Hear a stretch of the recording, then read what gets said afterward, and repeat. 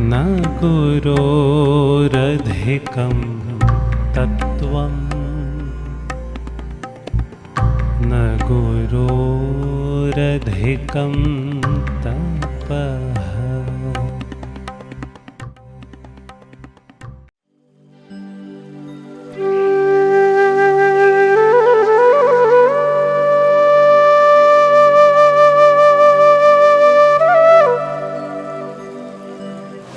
Om Amriteshwari Namaha.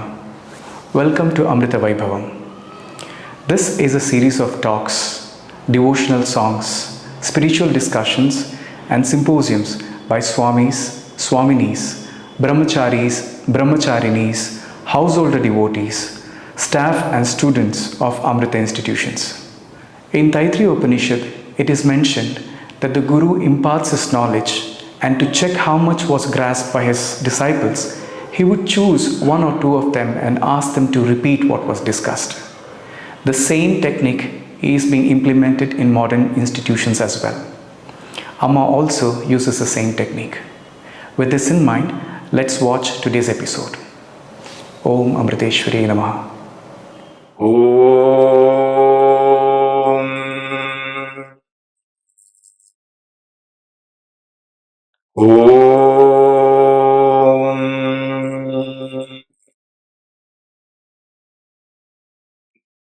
Om Shri Gurubhyo Namaha Hari Om Jayamodhavala Vakunthanavatim Tejomayim Nashtikim Nigdhapanga Vilokinim Bhagavatim Mandasmita Sri Mukhim Valsalyamritavarshinim Samathuram Sankirtanalapinim Shamam Gimadhasikta Suktim Amritanandamayi Om Amritageetananda Gum Gurubhyo Namaha Om Gam Ganapate Namaha Om Ha Saraswati Namaha Om.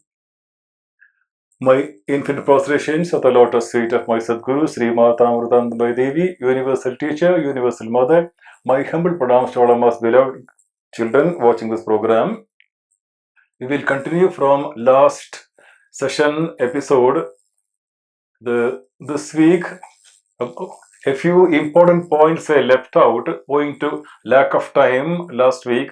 I will elaborate on those points also today.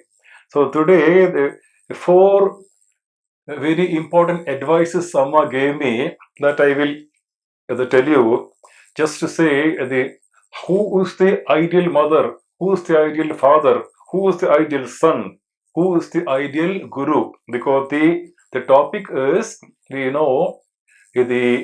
responsibilities, the grahasthatrama responsibilities.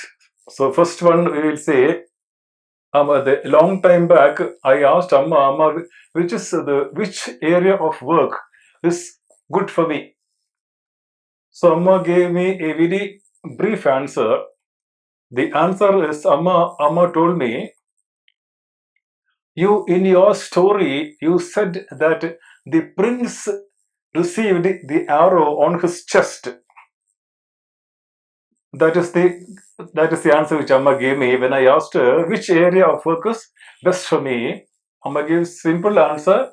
Amma said, you told a story a long time back that the prince received the arrow on his chest. I was shocked because I had told this story a couple of times in some other places outside the Amritageetananda, but I was surprised how Amma came to know about the story. So that is the one good example how Amma knows everything. Somewhere I told the story a few times in some places, but Amma knew the story. The story goes like this. This is the ideal mother. In a kingdom, the king had died, and the young prince, the queen was ruling the kingdom, and the prince was very young, just about maybe around 25 years of old, and the neighboring kingdom attacked this kingdom. Therefore, the prince had to go for war. So the young prince also went to battle, and in the afternoon, a soldier came back running, and he informed the queen, Oh Queen, I have very sad news. I am come to tell you that our prince has died. I saw him. I saw his body. He had a wound on his back, and he is lying dead on the battlefield. He had a wound on his back. The queen very calmly replied, "I refuse to believe." But the soldier again said, "No, queen, I have seen your son with the dead body of your son with a wound on his back." The queen said, "I will come to the battlefield. Show me." So the queen and the soldier, they went to the battlefield, and sure enough, the prince was lying dead on the battlefield. But the wound was not on his back, but the wound was on his chest. And the queen told the soldier, "See, that is my son. You said that the wound is on his back. My son will never receive a wound on his back. He will receive the wound on his chest. He will face the enemy and he will receive. He has the courage and fearlessness to receive the wound on his chest." And that is what Amma said.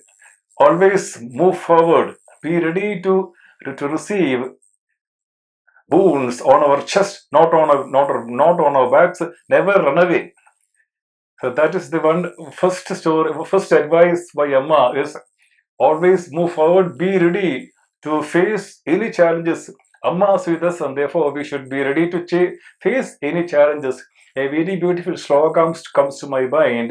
The sloka is, it says, "Prarabhyate anakalu vignabhayena nichaihi prarabhya vigna vihata viramante madhyaha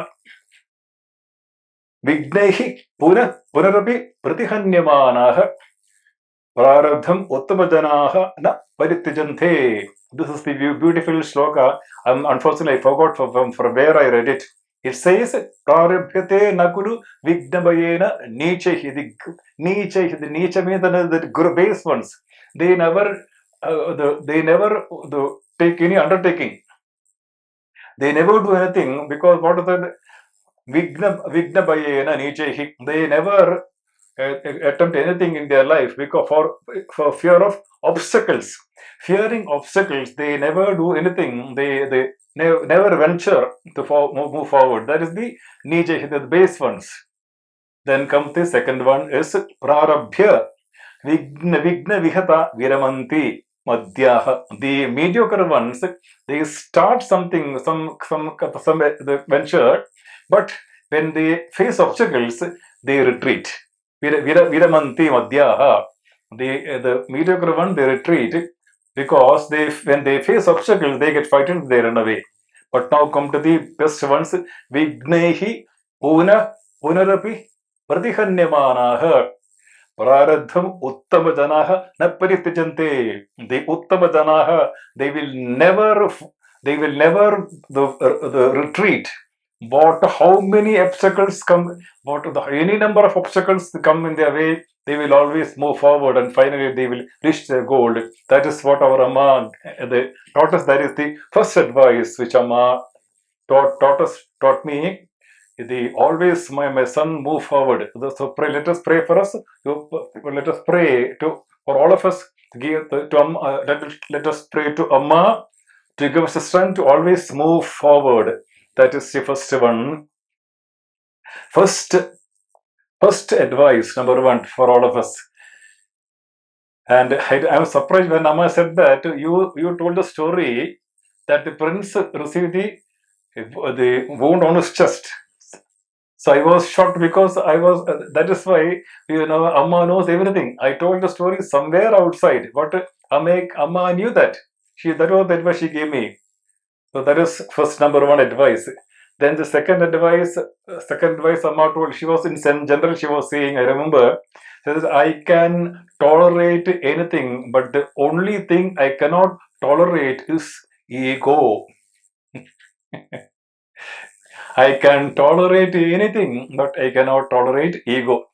So there was one incident in an ashram. The guru was sitting outside, and he could see one of his senior disciples near the gate of the ashram. A man was trying to come inside, but the disciple stopped him and pushed him out and closed the gate and came away. The man from outside made many attempts to come inside, but the disciple went on pushing him. He closed the gate and came back. And he, with pride, he told the Guru, that man was drunk. He was trying to come inside. I pushed him away. He's drunk. He was stinking. He was stinking. I knew he was drunk. Then for a moment, the Guru remained quiet. Then the Guru said, there is something more stinking here. There is something more stinking here. And then the disciple was surprised. So the Guru, what is that? I don't feel anything stink. Then the Guru said, yes, the stinking, your ego. Your ego is more stinking than his, what do you call it, liquor. That man was coming to see me. He wanted to somehow stop drinking. He was coming to see me, but you thought you are pure. And that man is a dirty man. Therefore, you pushed him away.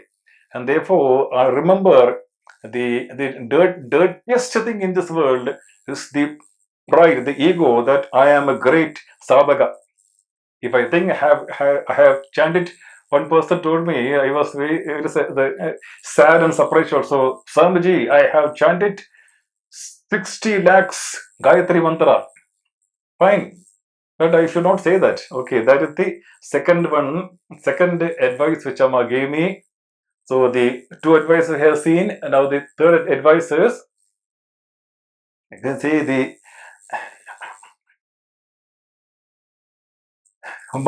usually in the olden days, I used to do a lot of japa sitting in my room. I used to do a lot of japa. And so when I went to Amma, then I said, Amma, I'm doing a lot of japa, etc. I told Amma. Then Amma said, that's very good, my son. But remember, ഇത് ലോകത്തിന്റെ അടി കിട്ടാതെ നമ്മുടെ അഹങ്കാരം പോവില്ല. Amma said, unless you get the beating of the world, your ego will not go. Amma said, even if you sit for 100 years, unless you get the kicking and the beating of the world, the ego will not go. So Amma said, we may do a lot of japa, that is of course necessary. Lot of japa, lot of dhyanam, etc., lot of archana, there's lot of sadhanas necessary. But at the same time, we have to know how much we have improved. It doesn't mean that I should never say, no, I have improved. You should never say that. At the same time, I should know that now, okay, now my mantra is working. Now that way I have to, when I work in the outside world, when I interact with people, the devotees or even the outer world, only then I can understand how much I have progressed in spiritual life. So that it's only for awareness, not ego. I don't mean the ego. That awareness should be there. Okay, now it's better now. I feel better now. That is thing. That is so the third advice Amma said, that we have to get the beating and kicking of the outer world, of the world. ലോകത്തിന്റെ അടി കിട്ടാതെ നമുക്ക് ഇത് വളരാൻ പറ്റില്ല മക്കളെ. 100 വർഷം നമ്മൾ ധ്യാനിച്ചു കഴിഞ്ഞാലും നമുക്ക് ലോകത്തിന്റെ അടി കിട്ടാതെ നമുക്ക് വളരാൻ പറ്റില്ല. Unless 100 years we may sit for meditation, but unless we get the beating and kicking of the world, we cannot improve. That Amma told me, and within a few months from Amritageetananda, I was in Bangalore. So it happened. That's how it happened. So and so I will tell you the fourth one also. So we know that we sannyasis, the brahmachari, Swaminis, brahmachari, they get a lot of namaskarams. So you should get a lot of namaskaram, and when we got sannyasa, the namaskarams increased. So then I told Amma, I'm feeling very uncomfortable. People coming in doing namaskara like this. So the ego will come. I told Amma, they go on doing namaskara, they form a long queue, and they come and do namaskara, feeling uncomfortable. Ego may come. So Amma said, "Don't worry, son. You will get not only namaskaram, you will get lot of insults also. They will abuse you also. They will insult you and abuse also. You will get both." So and Amma is very correct also. We are getting both now. So tulya ninda stuti mauni. That is the way. Sama shatrocha mitrecha tatha mana apamana yoho. So we should be equal-minded in honor and dishonor. So when people insult me, or when they honor me, it doesn't mean I give the example of the son and Amma. The son says, "Your stuti does not increase my glory. Your indifference does not decrease my glory." In the same way, that is how Amma trained me. The four advices: one is receive the arrow, go forward. Advice on the chest. Second advice is the what do you call it? The ego never your ego is the only thing I cannot tolerate. That is the second advice of Amma. Third advice of Amma is when we go into the outside world, only then we can understand how much we have grown spiritually. And lastly, as Amma said that you will get both. Don't worry, you will get both. So we should be ready when we go to the work in the field, especially traveling trains etc. or bus etc. People will always, we can see they will talk some nonsense against us about Amma and Ashram. We should be ready, we should be very trained, and we should be able to give them good answers. So that is the thing. So I have told you the best mother. The best mother is, she was seeing her own son lying dead on the battlefield, but she was happy. She did not cry. She may be sad feeling inside, but she was not crying. She was said, "Look at my mother." That is the way, that is the ideal mother, how a mother should train her children. Now we see only blind attachment. I don't say all, but most of us know the mothers, they should have that the balance of affection and training also. Discipline also, affection and discipline, that balance is what we want. That is the ideal mother. Now I will give you the example of an ideal father. Once the king was going in his chariot. The chariot was there and the king was in the chariot, and behind the chariot was the king's bodyguard. It was a young man. So the king was going on the road, and then when he stopped, they were they were prisoners. Prisoners were on the road, so they were sweeping the roads. The prisoners were made to clean the roads. So suddenly the bodyguard, he stepped down from the chariot. He went up to prisoner.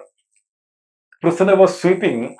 The bodyguard went up to the prisoner, and he touched the feet of the prisoner.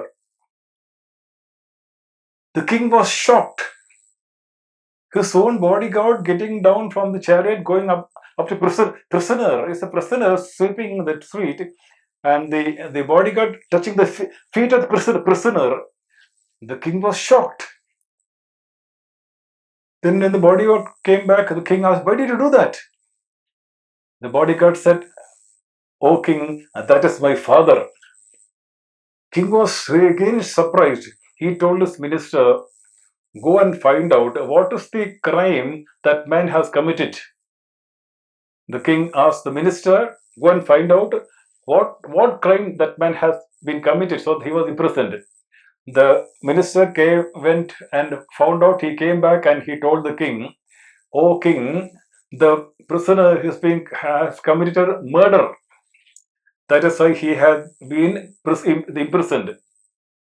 But the king said, "No, it is not possible. A man who has trained his son so wonderfully cannot be guilty of any serious crime. Release him." The king said. Remember, A man who has trained his son so beautifully in public.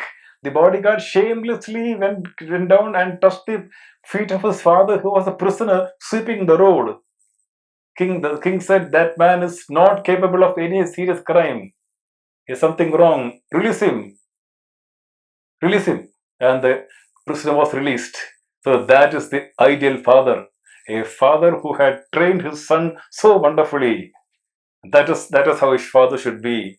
Now let us see. We have seen how a mother should be, how a father should be. Now let us see how a son should be. During the Second World War, we know that when the I don't want to name the people in public. When the Burma was attacked by enemies, there was a lot of all the Burmese they have to leave their homes and they had to run away. So so many of the families, they died of starvation. There was the famine, there was starvation, there was no food. And in one house there was a mother and her only son. So they had no food for 3 4 or 5 days. They were starving. The mother was dying. So the son, he may be around 15 years old. He said, let me see where that I can find out food. He went from house to house. Nobody had food, but he walked on, and finally, luckily, he came to the house. There was a big house. That was the house of the zamindar. You know, zamindar, the landlord. And the landlord was happily sitting there, and he was reading the newspaper. The boy ran inside and said, "Oh, sir, please give me some food. My mother's dying." Fortunately, the landlord, very, very kind-hearted, he looked at the boy and said, "Yes, I will give you. Certainly, I will give you food. But you're also tired and hungry. You first eat something, then I will give you food for your mother." But the boy said, "No, I will not eat until my mother eats." So the landlord again said, "No, you first eat first because you're tired." The boy said, "No, unless my mother eat, I will not eat. You give me food, I will first feed my mother, then I will eat." Then the landlord gave food, and then the boy thanked, and he slowly was struggling back. He walked a long time, then he felt very, very tired. He said, "Let me rest for some time here, and then I will walk." So he placed food there, and then he laid down, and he laid down like just like that. After some time, after 1 or 2 hours, the landlord was passing through that way, and he saw the boy was lying on the street. Even he recognized the boy. Oh my God! He took food. The landlord ran to the boy. He was the landlord. The boy was held the still like that. So the landlord, he kept his ear on the boy's chest, but the heart had stopped beating, and the food was still there behind him. You see, the boy has passed away, but he refused to eat. He had determined, unless my mother ate, I will not eat. So that is the son. I hope you understand. We have seen the ideal mother, we have seen the ideal father, we have seen the ideal son. Now let us see the ideal guru. There's a great guru who had many disciples, and among the disciples, the one disciple was the prince of the kingdom. So when they were taking class, the king entered the ashram, and the guru continued to take class, and the king got very, very angry.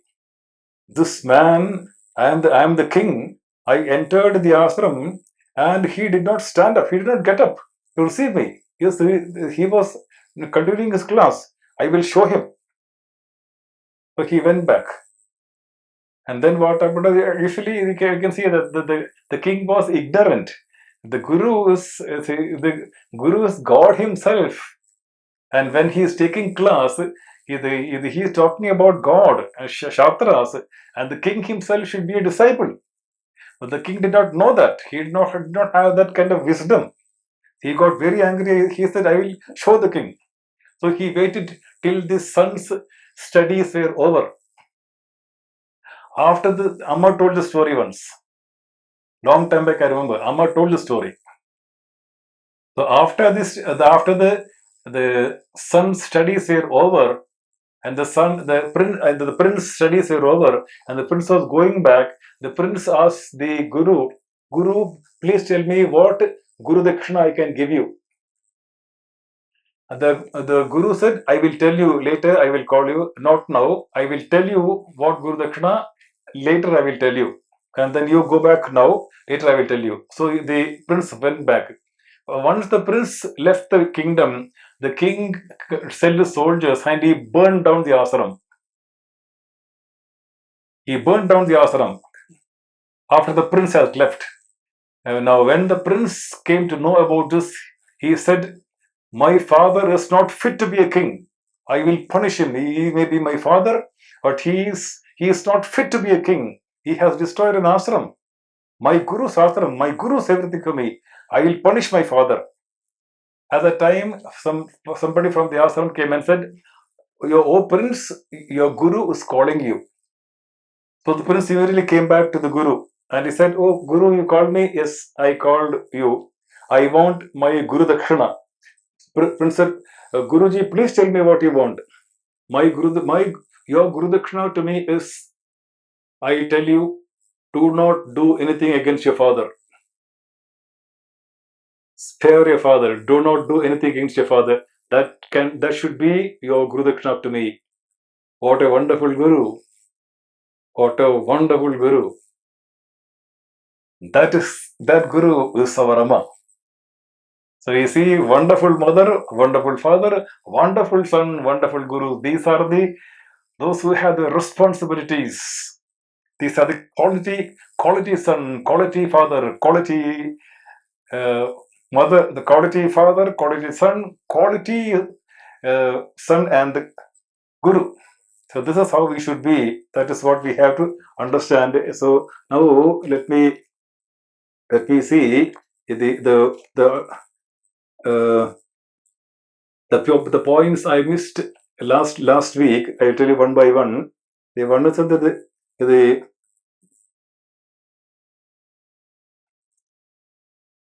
yeah. Let me tell you something. Now this is the time. My main mentor. We had already mentioned a few times that we received very little spirituality and morality from our school. We got up to 6th standard. One moral science period was there weekly once. That's all we got. We got very little about our culture from our school and nothing from our college. And that time, maybe very little. So whatever I got is from my grandfather. My grandfather was a retired army officer. He taught me a lot of things. He taught me a lot of things about our culture. And the second person who taught me was the ninth standard and 10th standard. He was our class teacher. We still call him Menon sir. In our ashram also we have Menon sir. So we call him Menon sir. He told us a lot of things. I tell you something very serious, very humorous, but at the same time very sad also. He told yesterday he said, Matavum Jadiyum Ivide Martende Madamuyartan Matram Hubakarichu. This caste and creed has only resulted in the ego of man. So our Menon sir, he told us a very good, my grandfather, he was from the army officer, he told me a very humorous story. He said that, in North India, we have the Rana. The Raja was called a Rana, and they had this Rana went to a temple, and after worshipping, when he was entering the temple, he saw there were the stalls there, the fruit stall, flower stall, etc., and then all this camphor, all these things were there. So the Rana, they had a special mustache, Rana mustache. So at the time, only Ranas were allowed to grow this kind of nice mustache. So the Rana was about to enter the temple. He saw the flower vendor in the stall, the flower stall and fruit stall, the fruit stall, he was sitting there and he was also having the same mustache. My grandfather told me the story. So the Brahmana got very angry. He went up and said, "How dare you make this mustache? You are only, you Parivala, Purivala, you are a flower vendor, you are the fruit seller, you are making this mustache. Tomorrow when I come, I should not say you should cut your mustache. This is only for Ranas. Do you understand?" He said, "Yes, sir." So he went to the temple. Next day when he came back, the same person was sitting there with a mustache. Like that. The Rana went to the Rana. I mean, now the kingdom is gone, but it's the name is Rana. So some name and it will be Rana. Some name and the Rana will be the surname. They say call them Rana. I had in my classmate. I had two, Ramika Prasad Rana and Madhusudan Rana. But they very humble. My classmates very humble. Madhusudan Rana and the brother Ramika Prasad Rana. So this Rana, he said, "I told you to cut your mustache. Why didn't you do that?" I said, "I'm sorry, sir. Tomorrow I'll cut." See, every day this happened, and the person was Rana was very angry. "Tomorrow I will show you if you don't cut tomorrow." But Rana said, "I will cut the flower for the flower vendor." He said, "Sir, I will do one thing. I need money. I will cut my mustache only if you can give me 500 rupees." So it was in the 1940s. So 500 rupees is a very big amount. 1940s, the 500 rupees is a very big amount. So the flower vendor, "Sir, I need money badly. If you can give me the money, I will cut my mustache." The Rana said, "I will give you." So he was so angry. He said, "I will do anything to see that your mustache is cut off." "Yes, sir." So then the next day, he went to his friends and borrowed money from somehow he borrowed money. He bought 500 rupees and he said, "Here, now here's the money. You cut it, cut off mustache." So the flower vendor, he took the money. He said, "My dear sir, I am happy to tell you that I also belong to Rana family." I also belong to Rana family, but my property, everything is gone. I am reduced to a flower vendor. So the Rana, the king, he started crying and said, "My God, what a tragedy." So I hope you understand the story. So the flower vendor, now our kings, etc. They have lost their kingdom because of their the bad negative karma. Now they have some of the kings in Kerala also you can see they have nothing. Everything they reduced to the penury. So that is what my grandfather told me. And one more thing I want to tell about what my Menon sir, I also remember he told me a lot of things. So we were just outside our school. We had the playground, the common playground, and our school was playing football within another school. And we won the match. I was watching. My Menon sir was standing behind me. We were all watching, and Menon sir made a very beautiful remark. I was shocked. I was only 15 years old. He was telling so far we won. Our school won Saint Michael's. We won the match. It was we scored 3 goals and they 3-1. We got 1 goal. We gave them 3 goals. So we won. And Menon sir was telling,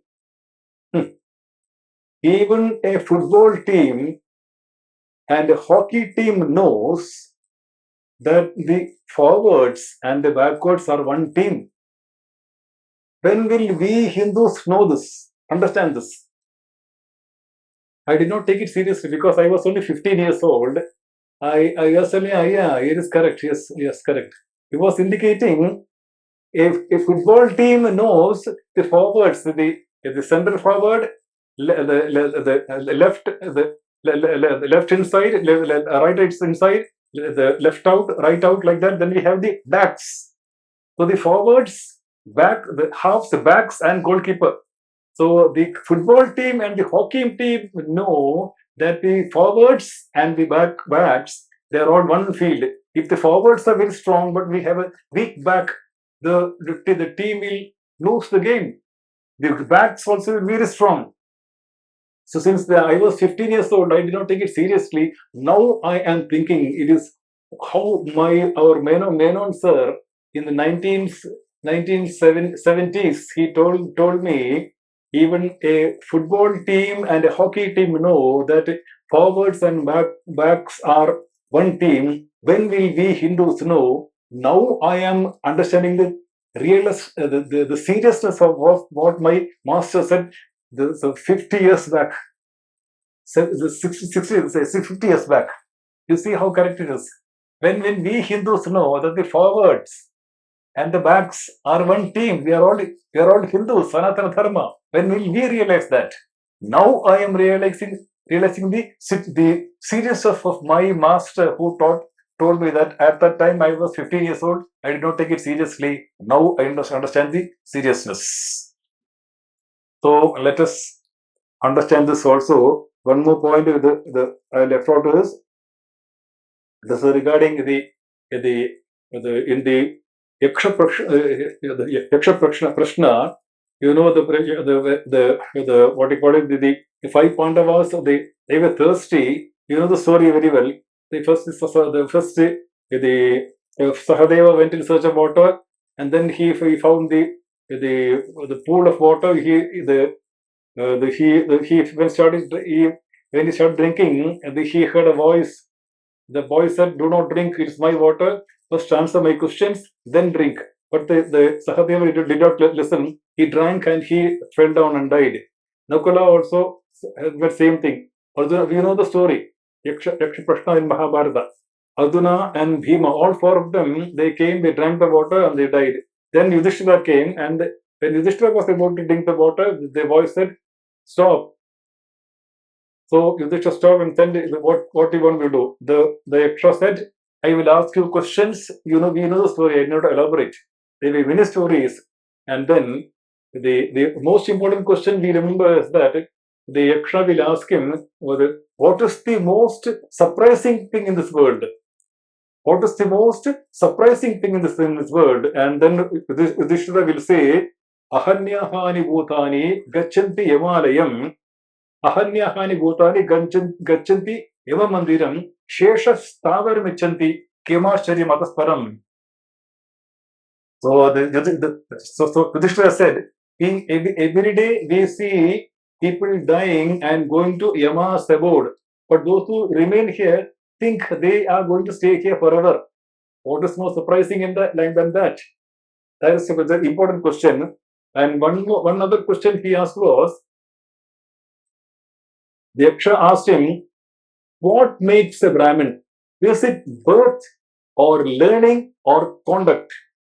What makes a Brahmin? Is it birth or is it learning or is it conduct? Yudhishthira, remember, it is Vyasa Bhagwan's words. What Yudhishthira was speaking, Vyasa, it is Vyasa's words. Yudhishthira said, "It is neither birth nor learning which make the Brahmin. It is neither birth nor learning which make the Brahmin. It is only the good conduct, only character and culture that will make the Brahmin." That also we have seen now. So I think I have answered all the questions. Yes. So we have seen the ideal mother, ideal father, ideal son, ideal guru, and the four advices Amma has given is more important. And so let us. Yeah, I think I have covered all the points. So let us pray to Amma to give us the wisdom, the clarity of vision, to come together, to sit together, to pray together, and know more about our culture and scriptures, and then let us go and propagate Amma's teachings. That is one of our important sadhanas. We have sadhanas we have the archana, we have the japa, we have meditation, we have seva. One very important sadhana we have to do is propagate Amma's teachings, go from door to door and acquaint and try to explain Amma's teachings. That is our most important, the very important duty. Let Amma give us the strength to do that. I offer these words at the lotus feet of Amma. Om Amritageetananda. Om Lokaha Samastaha Sukino Bhavantu. Om Shanti Shanti Shanti. Om Sri Gurubhyo Namaha. Hari Om.